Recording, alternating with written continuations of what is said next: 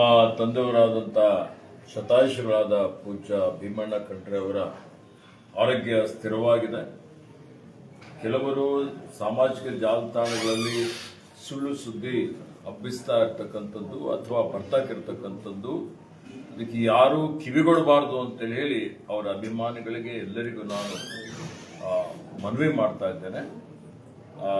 ಅವರಿಗೆ ಒಂದು ವಾರದ ಕೆಳಗಡೆ ಅವರ ವಯೋಸಹಜ ಕಾಯಿಲೆಯಿಂದ ಅವರಿಗೆ ಆಸ್ಪತ್ರೆಯಲ್ಲಿ ದಾಖಲು ಮಾಡಲಾಗಿತ್ತು.